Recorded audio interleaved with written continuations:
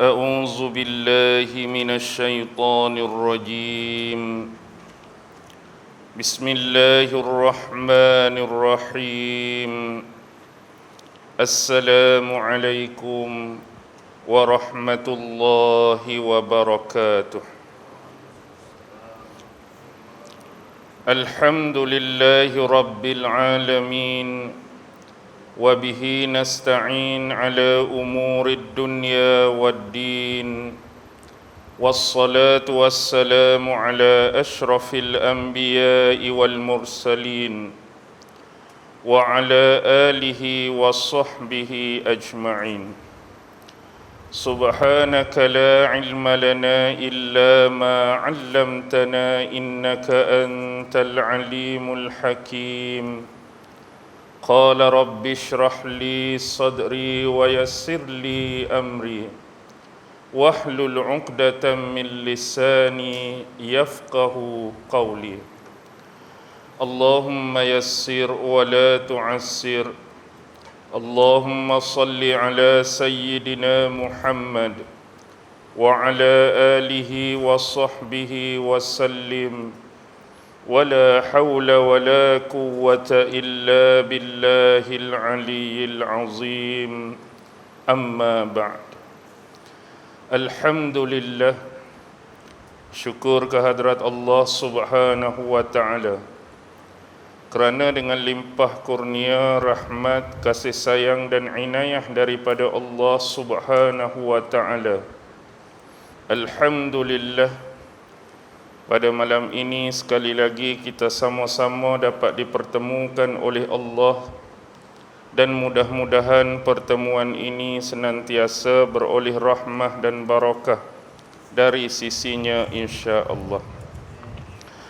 Tuan-tuan, puan-puan, hadirin hadirat, muslimin muslimat yang dirahmati sekalian, marilah sama-sama kita membaca, merenung, menghayati dan mentadabbur 3 potong ayat yang difirmankan oleh Allah Subhanahu wa Ta'ala di dalam surah Al-Furqan, yaitu surah yang ke-25 di dalam Al-Quran, merujuk ayat 32, 33 dan 34, yang mana Allah Subhanahu wa Ta'ala berfirman, A'udzu billahi minasyaitonir rajim. وقال الذين كفروا لولا نزل عليه القرآن جملة واحدة كذلك لنثبت به فؤادك ورتلناه ترتيلا ولا يأتونك بمثل إلا جئناك بالحق وأحسن تفسيرا الذين يحشرون على وجوههم إلى جهنم أولئك شر مكانا وأضل سبيلا وقال الذين كفروا, dan berkatalah orang-orang kafir, laula nuzila alaihil qur'anu jumlatan wahidah, mengapakah tidak Al-Quran ini diturunkan kepada Muhammad jumlatan wahidah, secara serentak, secara sekaligus ataupun secara sekali turun. Kadzalika linusabbita bihi fuadak, yang demikian itu supaya kami menetapkan ataupun meneguhkan hatimu dengannya, yakni dengan Al-Quran. Warattalnahu tartila, dan kami telah membacakannya secara tartil, yakni secara berturut-turut dan benar. Wala ya'tunaka bimathalin, dan tiadalah sesekali orang-orang kafir mendatangimu wahai Muhammad bimathalin, dengan membawa misal-misal. Ada sesetengah terjemahan memaknakan bimasalin dengan sesuatu perkara yang pelik dan ganjil. illa ji'naka bil haqq, kecuali kami akan mendatangkan kepadamu wahai Muhammad sesuatu yang lebih benar dan hak, wa ahsana tafsira, dan sebaik-baik tafsiran ataupun penjelasan. Allazina yuhsyaruna ala wujuhihim ila jahannam, yaitu orang-orang yang akan dikumpulkan dan digiring ke neraka Jahannam dan diseret di atas muka-muka dan wajah-wajah mereka. Ulaika syarrum makanan, dan mereka itulah seburuk-buruk yang akan menempati neraka, wa adallu sabila, dan yang paling sesat jalannya.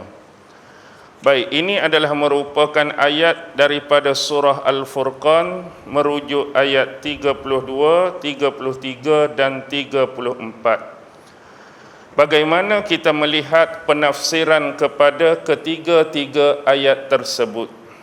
Di dalam tafsir Al-Quranul Azim, karya Imam Abul Fida Ibnu Katsir rahimahullahu ta'ala, menyebutkan waqala allazina kafaru laula nuzzila alaihi alquranu jumlatan wahidah. Di dalam ayat ini Allah Subhanahu wa taala telah memberikan penerangan dan penjelasan, terutama yang berkaitan dengan sifat-sifat dan juga ciri-ciri manusia-manusia yang kufur, manusia-manusia yang kafir. Selalunya sifat-sifat dan ciri orang-orang kafir yang sinonim, yang dekat dan akrab dengan mereka ialah suka menentang, suka melawan, suka mengingkari setiap arahan-arahan dan perintah daripada Allah dan juga utusannya, sama ada dari kalangan nabi-nabi dan juga rasul. Tetapi yang istimewanya di dalam ayat ini Allah menceritakan satu lagi sifat yang dipunyai oleh orang-orang kafir, iaitu sifat mereka yang suka mencampuri perkara-perkara ataupun hal-hal yang bukan menjadi urusan mereka. Hal tu sebenarnya bukan urusan mereka, tapi mereka suka campur. Ini antara salah satu sikap yang dijelaskan oleh Allah melalui ayat ini. Dan kita boleh melihat dengan begitu jelas dan terang melalui perkataan mereka. Laula nuzzila alaihi al-Quranu jumlatan wahidah. Orang kafir ni menyebut, mengapakah Allah Subhanahu wa taala tidak menurunkan Al-Quran ini kepada Nabi Muhammad dengan sekaligus, turun secara serentak, turun secara sekali turun. Yang ni sebenarnya bukan urusan depa pun. Hak menurunkan Al-Quran, hak menurunkan mana-mana kitab, hak menurunkan kalam dan firman-Nya bukan urusan orang kafir dan bukan urusan sesiapa pun. Ini adalah hak mutlak oleh Allah Subhanahu wa taala. Bagaimanakah bentuk perkataan tersebut, bilakah penurunannya, itu adalah dalam bidang dan urusan Allah Subhanahu wa taala. Baik, daripada pemaknaan tersebut disimpulkan asal pertanyaan mereka ialah, mengapa Al-Quran yang diturunkan kepada Nabi Muhammad sallallahu alaihi wasallam ni tidak diturunkan secara sekaligus, sama seperti yang Allah Subhanahu wa taala tu sendiri yang pernah menurunkan kitab Taurat kepada Nabi Allah Musa alaihi salam. Kalaulah dulu Allah yang sama, Tuhan yang sama pernah turunkan Taurat kepada Nabi Musa, tapi mengapa dulu Allah turunkan Taurat kepada Nabi Musa sekaligus, secara sekali turun serentak, tapi kenapa bab Nabi Muhammad ni tidak demikian? Dan soalan yang kita boleh tarik berkenaan dengan kitab lain, kenapa Allah turunkan Al-Quran kepada Nabi Muhammad ni tidak secara serentak sama seperti Allah turunkan kitab Zabur kepada Nabi Daud dulu. Kitab Zabur dulu Allah yang sama jugalah yang turunkan kepada Daud, tapi serentak, tapi sekaligus.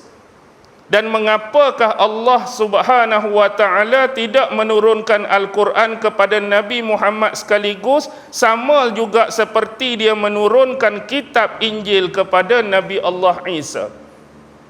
Dengan kata lain, rangkuman daripada pertanyaan mereka, mengapakah Al-Quran ni yang Allah turun pada Nabi Muhammad tidak sama dan tidak seperti cara turunnya kepada nabi-nabi sebelum ni?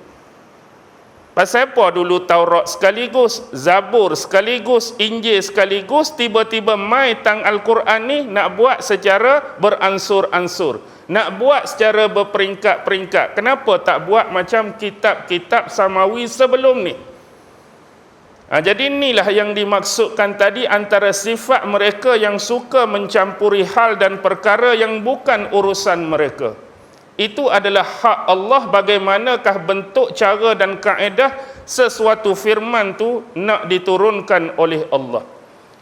Rentetan daripada perkara tersebut, kalaulah benda ini dibiarkan berlangsung dan berlanjutan, sebagai contoh, saya nak kemukakan beberapa perkara. Yang saya nak sebutkan ni bukan tafsir, tetapi adalah analisis kemungkinan-kemungkinan, dan kemungkinan ini ada asasnya. Nanti saya sebut di belakang. Ini adalah salah satu contoh persoalan dan pertanyaan. Dan analisis kemungkinan yang kita boleh buat kalau benda ni dibiarkan berlarutan dan berlangsung ialah, kalaulah Allah menjawab persoalan ini, akan ada lagi kemungkinan-kemungkinan pertanyaan yang lain. Sebagai contoh, kenapakah Allah Subhanahu wa taala tidak menurunkan kepada setiap nabi, kepada setiap rasul adanya kitab masing-masing? Pasal apa seolah-olah macam Allah pilih nabi tertentu saja dia nak turunkan kitab? Sebagai contoh, dalam konteks pengajian kita tentang Islam, ada 4 kitab yang utama. Nabi Musa saja turun Taurat, Nabi Daud saja turun Zabur, Nabi Isa saja turun Injil, Nabi Muhammad turun Al-Quran. Pasal apa Allah tak turunkan kepada nabi-nabi lain pun ada kitab masing-masing? Pasal apa Rasul tu terima, Rasul ni tak terima? Pasal apa Rasul tu Allah turunkan, pasal apa Rasul ni Allah tak turunkan? Akan ada persoalan demikian atas dasar kemungkinan. Baik. Kemungkinan yang lain, kenapa Allah tak turunkan kitab yang sama kepada semua nabi dan rasul? Maksudnya setiap nabi tu turun kitab tu, spesies dia sama, ayat dia sama, kandungan dia sama, surah dia sama, bilangan dia sama. Mari nabi lain pun sama, mari nabi lain pun sama. Sekali pandang persoalan ni nampak macam tak masuk akal. Kenapa perlu menurunkan kitab yang sama, jenis yang sama berulang kali?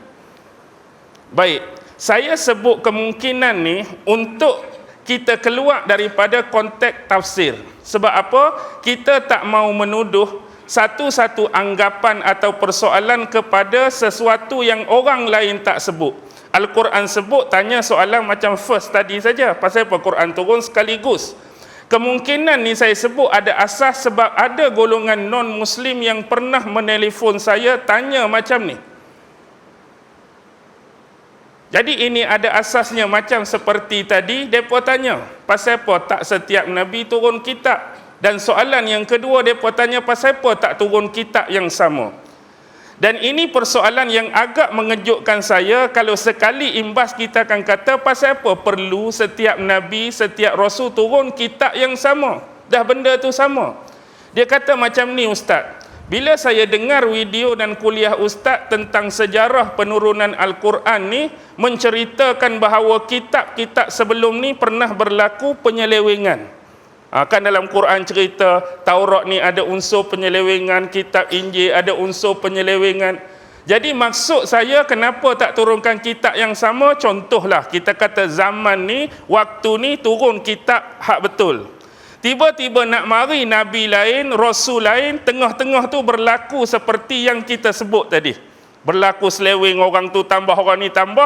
Jadi bila mari Nabi baru, turun pula menetapkan hak ni hak betul sama seperti sebelum ni. Hak mana terseleweng tu tak boleh pakai. Jadi nak mari pula hak lain pula, mesti celah tu ada seleweng, dia fikir macam tu. Jadi mari pula menetap hak tu tengah-tengah tu seleweng. Kalau ada tambah ayat, ni hak sebenar. Kalau ada kurang ayat, ni hak sebenar.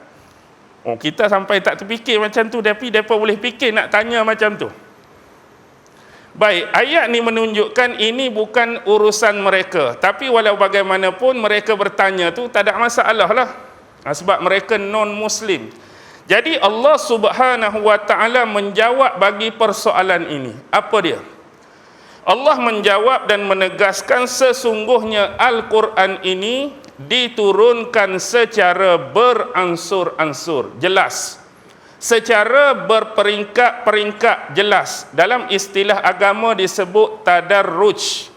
Turun secara peringkat-peringkat, secara beransur-ansur. Dalam Inggeris disebut reveal gradually.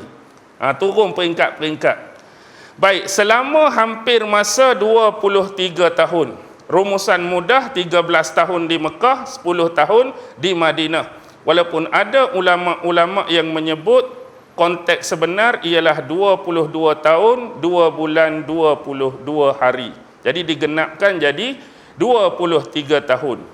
Yang mana Al-Quran ini diturunkan mengikut konteks yang bersesuaian dengan kejadian-kejadian tertentu. Sesuatu ayat turun dengan peristiwa-peristiwa tertentu sebelum ayat turun, dengan event-event tertentu sebelum ayat turun, yang ada kaitan dengan Al-Quran itu sendiri.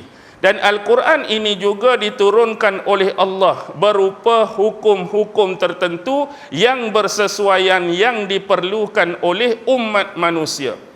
Secara umum tidak kiralah hukum-hukum tersebut mengandungi perintah-perintah daripada Allah ataupun mengandungi larangan-larangan daripada Allah. Tujuan dia tiada lain dan tiada bukan ialah untuk memberikan ketetapan, kekuatan, peneguhan pada hati Nabi Muhammad sallallahu alaihi wasallam, juga kepada hati jiwa-jiwa umat-umat Islam berkaitan dengan Al-Quran itu sendiri. Jadi inilah sebab kenapa Allah menurunkan Al-Quran ini secara berperingkat. Dan kita faham bahawa kitab-kitab sebelum ini dia punya orientation terhadap Nabi-Nabi dan Rasul lebih kepada amat skop kecil dia. Maksud saya setiap Nabi yang diturunkan kitab ini hanya just untuk umat masing-masing, kaum mereka sahaja. Contoh Taurat Nabi Musa kepada Bani Israel, Zabur kepada Bani Israel, Injil kepada Bani Israel. Tetapi sifat Al-Quran berbeza. Sebab dia yang last, dia yang terakhir, sifat dia keseluruhan kepada umat manusia. Jadi Al-Quran ni kitab yang paling last, firman Allah yang terakhir yang diturunkan kepada Nabi Muhammad sallallahu alaihi wasallam. Dan apa yang kita boleh ambil peringatan di sini ialah tentang hujah-hujah yang dikemukakan. Kalau kita lihat hujah-hujah ini bukan datang secara sebarangan, bukan dari kalangan orang-orang yang biasa. Hujah-hujah ini mungkin nampak hebat, hujah-hujah ni mungkin nampak wow di kalangan orang-orang yang jahil tentang ilmu Al-Quran dan wahyu Al-Quran. Mereka akan rasa, oh betul juga tanya lagu tu, betul juga tanya lagu ni, pasal apa? Dan jawapan-jawapan yang Allah berikan terhadap respon persoalan mereka ni jelas menyundukkan kepada kita bahawa apa? Bahawa Allah dengan jelas nak tutup rapat-rapat perkara-perkara yang tidak patut difikirkan, perkara-perkara yang tidak baik difikirkan terhadap Al-Quran dan kitabnya itu sendiri. Jadi sebab tu mari persoalan ayat Al-Quran turun, Allah jawab. Mari persoalan ayat Al-Quran turun, Allah jawab. Jadi tak mau bagi buka benda ni besar-besar yang mana memberikan peluang kepada orang fikir yang bukan-bukan, fikir macam mana nak menjatuhkan, fikir bagaimana nak merosakkan ayat-ayat Al-Quran itu sendiri. Allah tutup terus dengan jawapan-jawapan yang diberikan. Samalah seperti Allah sebut dalam firman dia. Buka surah yang ke-17 dalam Quran, surah Al-Isra ayat 106. Ayat 106 firman Allah Subhanahu wa taala, wa Qur'anan faraqnahu litaqra'ahu 'alan nasi 'ala muksin wa nazzalnahu tanzila. Wa Qur'anan faraqnahu. Baik, kita akan bincang tentang kalimah faraqnahu sekejap lagi. Ayat di sini bermaksud, dan Al-Quran ini kami turunkan secara beransur-ansur. Allah habaq, secara berperingkat-peringkat. Tujuan dia apa? Litaqra'ahu 'alan nasi 'ala muksin. Supaya kamu, wahai Muhammad, membacanya dengan perlahan-perlahan kepada manusia. Membacanya dengan perlahan-lahan kepada manusia. Wa nazzalnahu tanzila. Dan kami menurunkan Al-Quran ini bahagian demi bahagian. Baik, tujuan dia apa? Sebelum tu kita ambil poin pada faraqnahu. Sebab ada dua kelompok, dua golongan ulama yang baca dengan cara yang berbeza. Walaupun kalimah asal tu faraqnahu. Ada ulama yang baca takhfif dan ada ulama yang baca tasydid. Kalau baca takhfif macam ayat asal dalam Quran, wa Qur'anan faraqnahu. Dan Al-Quran ni kami turunkan beransur-ansur, bermaksud Al-Quran ni diturunkan daripada alam yang atas, iaitu dari Lauhil Mahfuz turun ke Baitul Izzah di langit dunia, langit yang paling rendah. Kemudian diturunkan secara berperingkat, secara tadarruj kepada Nabi Muhammad dalam tempoh 23 tahun tu. Tu makna dia kalau baca secara takhfif. Tapi ada ulama yang baca secara tasydid. Dia bubuh syaddah atas ra tu. Jadi bacaan dia wa Qur'anan farraqnahu. Hak asal tadi wa Qur'anan farraqnahu. Yang ni ada tasydid, farraqnahu. Kalau baca tasydid, makna dia Al-Quran ini dibacakan satu ayat, satu ayat, satu ayat, satu ayat, supaya dapat diberikan penafsiran dan penjelasan yang lebih baik kepada manusia. Itu cara Al-Quran diturunkan. Baik. Kadzalika linusabbita bihi fuadak. Sekali lagi Allah Subhanahu wa taala menjelaskan, yang demikian itu supaya kami meneguhkan, mengukuhkan dan memperkuatkan hati kamu dan jiwa kamu dengan Al-Quran. Jadi nak memperkuatkan hati dan jiwa manusia dengan Al-Quran ni, baca perlahan-lahan, baca satu persatu, baca ikut peringkat-peringkat. Lebih mudahkan kefahaman kepada manusia untuk mengikat hati mereka. Warattalnahu tartila. Warattalnahu tartila. Dan kami membacakannya secara tartil. Apa dia yang dimaksudkan dengan tartil? Al-Imam Ibn Katsir telah mendatangkan dua pendapat dan pandangan daripada ulama'. Pertama ialah pandangan daripada Imam Qatadah. Imam Qatadah menjelaskan yang dimaksudkan dengan tartil ialah menjelaskan, iaitu satu penjelasan dengan sejelas-jelasnya. Maksudnya warattalnahu tartila dari sudut pandang Imam Qatadah, dan kami membacakan Al-Quran itu kepadanya berserta dengan penjelasan yang jelas. Itu Imam Qatadah. Manakala pandangan yang kedua datang daripada Ibnu Zaid. Ibnu Zaid mengatakan bahawa kalimah tartila itu adalah merujuk kepada penafsiran. Kami membacakan Al-Quran kepadanya, yakni kepada Muhammad, dan kami menafsirkan ayat demi ayat dengan sejelas-jelasnya. Baik, itu yang pertama. Kita bergerak ke ayat yang kedua. Dalam ayat yang kedua Allah Subhanahu wa taala menyebut wala ya'tunaka bimasalin. Wala ya'tunaka bimasalin. Dan tiadalah sesekali orang-orang kafir itu mendatangi kamu wahai Muhammad. Tiadalah orang kafir itu datang ataupun mai dekat Nabi Muhammad bimasalin, dengan membawa misal-misal, atau sebagaimana yang saya sebut, ada setengah terjemahan dengan membawa sesuatu yang ganjil dan pelik. Apa dia misal-misal, apa dia sesuatu yang ganjil atau pelik? Mereka ni mendatangi Nabi Muhammad dengan membawa dakwaan-dakwaan yang tidak benar tentang Al-Quran, membawa tuduhan-tuduhan yang tidak berasas tentang Al-Quran, membawa perkataan-perkataan yang dilemparkan secara tidak ada asas sama sekali.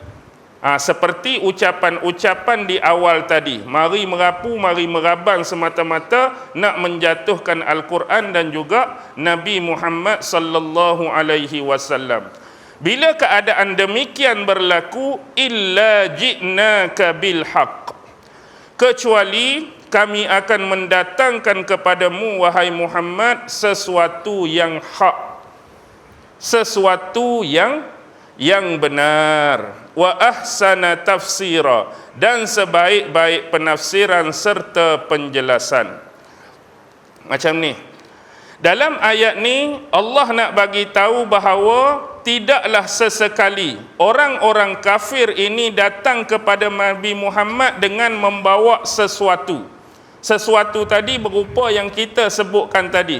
Wak mari tuduhan, wak mari dakwaan, wak mari lemparan kata-kata yang tak ada asas. Jadi bila mereka datang tu semata-mata nak menyanggah apa? Nak menyanggah kebenaran Al-Quran dan nak menyanggah kebenaran kerasulan Nabi Muhammad sallallahu alaihi wasallam, kecuali Allah habaq, dia akan mendatangkan dari sudut respon balas daripada Allah jawapan ke atas persoalan mereka dengan perkataan-perkataan yang lebih benar, yang lebih tepat, yang lebih terang, yang lebih jelas, yang jauh lebih fasih daripada ucapan-ucapan dan perkataan-perkataan mereka. Dan ini jugalah yang disebutkan oleh seorang tabi'in yang besar, iaitu Sa'id bin Jubair. Sa'id bin Jubair telah meriwayatkan daripada Ibnu Abbas, salah seorang sahabat besar, berkaitan dengan firman Allah yang disebutkan ni, iaitu apa dia? Wala ya'tunaka bimasalin.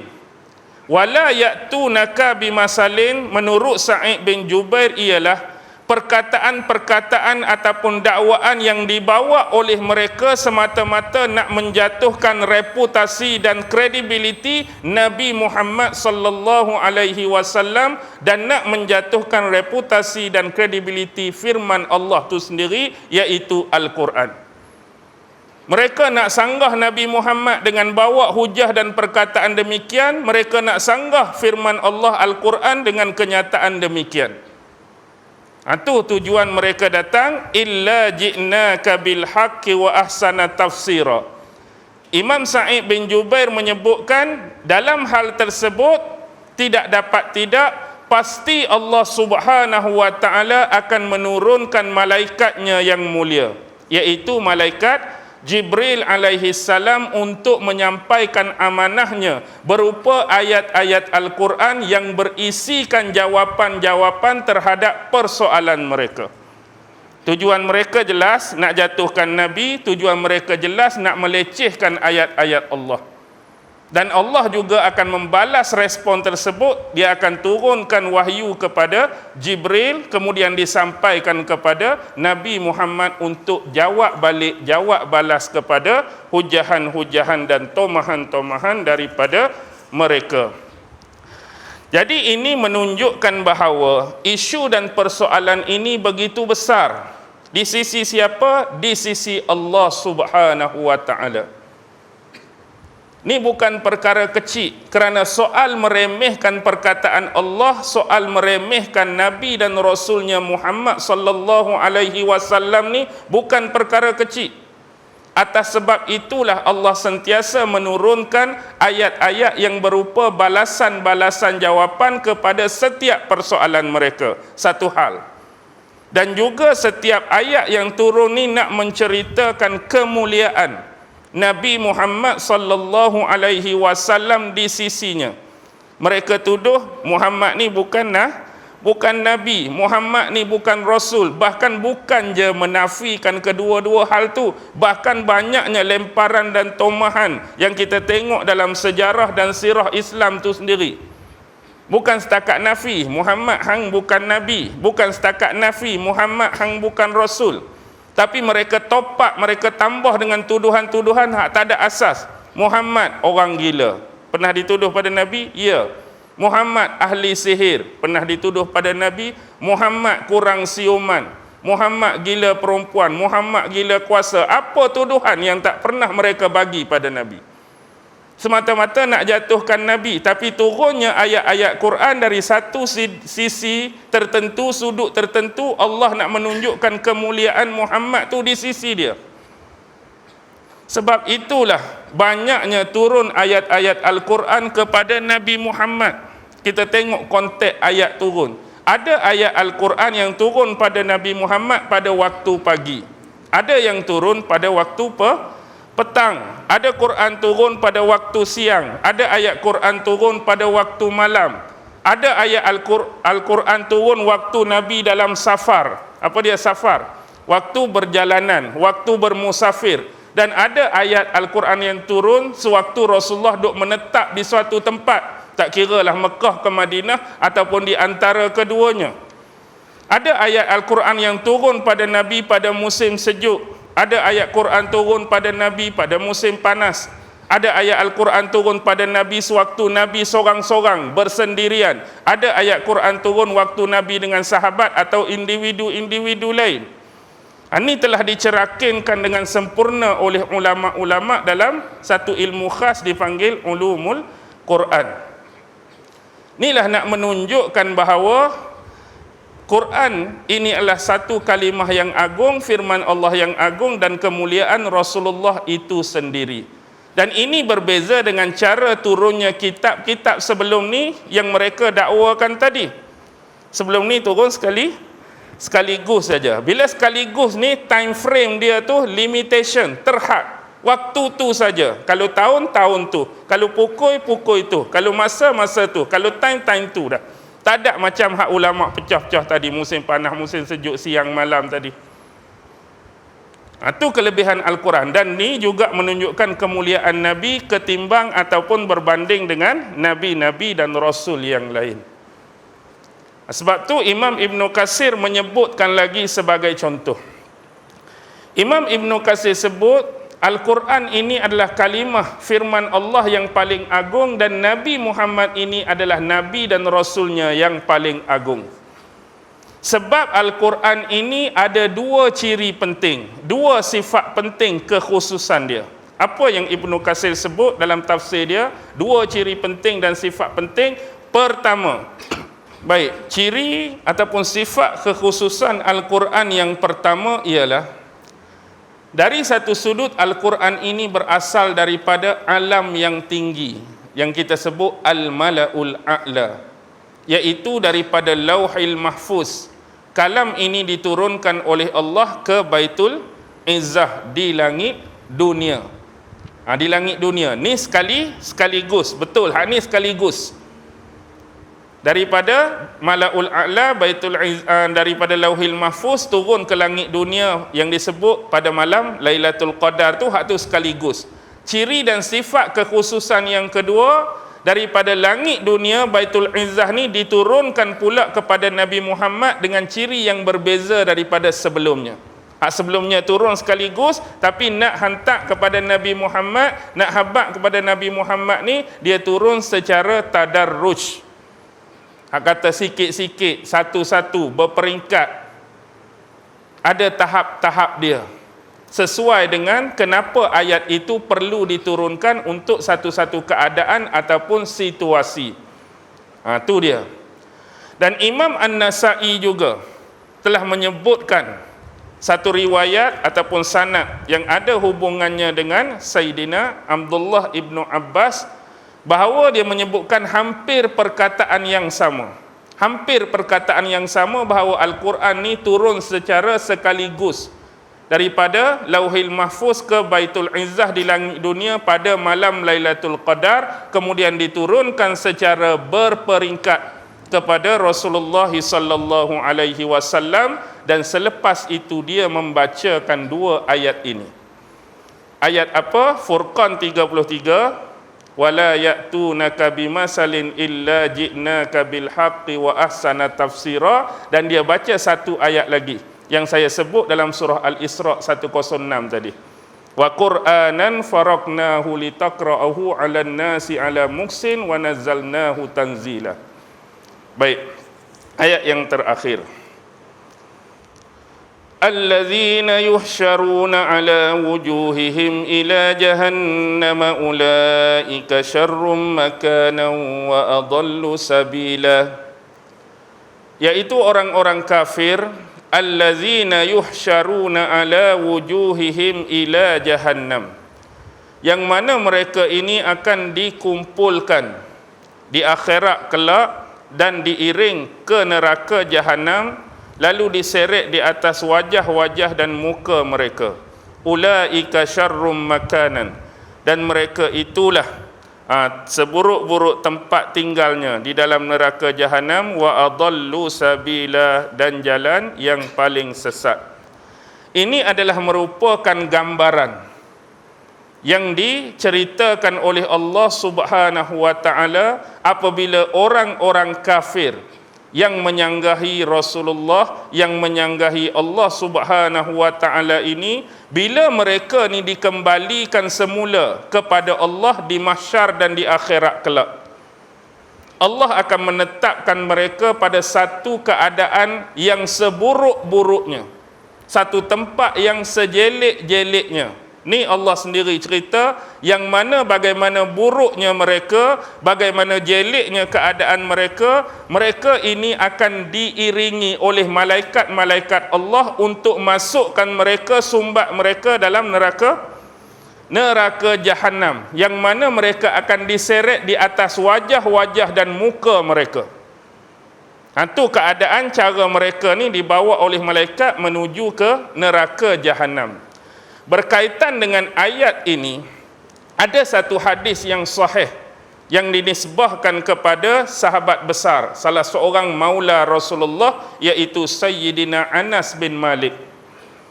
Sayyidina Anas bin Malik ni salah seorang maula. Kita anggap maula ni macam pembantu kepada Rasulullah. Apa yang Anas bin Malik ni cerita? Anas bin Malik dia sebut bahawa suatu ketika ada seorang lelaki ni datang jumpa dengan Rasulullah.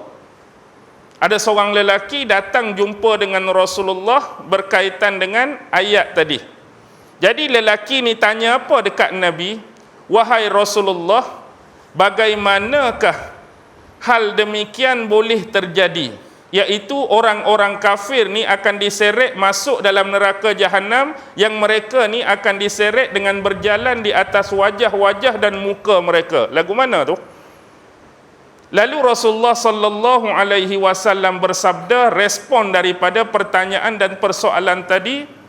Rasulullah menyebut sabdaan dia, innallazi amsyahu ala rijlaihi qadirun an yumshiyahu ala wajhihi yaumal qiyamah. Allah Subhanahu wa taala, yaitu Tuhan pencipta kepada kita semua, dialah yang menjadikan ataupun memperjalankan orang-orang tersebut ala rijlaihi, di atas kedua kakinya dulu. Bahasa mudah, bahasa orang kampung, Allah tulah, Tuhan tulah yang dulu yang memberi kudrat kepada dia, memberi kuasa kepada dia untuk dia waktu atas dunia dulu berjalan di atas dua kaki dia. Qadirun, Tuhan yang sama, zat yang sama tulah yang mampu dan berkuasa an yumshiyahu ala wajhihi yaumal qiyamah, untuk menjadikan mereka ni diseret berjalan di atas muka-muka dan wajah mereka pada hari kiamat kelak. Dengan kata lain, nak bagi ringkas, Tuhan yang sama jugalah hak dulu waktu atas dunia, Tuhan tu bagi kuasa kudrat kat mereka boleh berjalan atas dua kaki dia. Di akhirat besok, Tuhan yang sama jugalah yang mampu untuk melakukan mereka ni berjalan ataupun diseret di atas wajah-wajah dan muka-muka mereka di hari kiamat kelak. Jadi hal yang sama, hal macam ni juga disebutkan oleh tiga imam besar, Imam Mujahid, Imam Al-Hasan dan Imam Qatadah. Dan dikatakan oleh Al-Hafiz Ibnu Katsir, tidak ada seorang ulama pun yang meriwayatkan ini lebih daripada seorang. Maksudnya ramai ulama lain pun selain tiga nama yang dia sebut ni banyak meriwayatkan kisah ini. Ni nak menunjukkan bahawa bukti kekuasaan Allah Subhanahu wa taala yang mampu melakukan apa saja, walaupun secara logik dan secara rasional kita tak boleh nak fikir.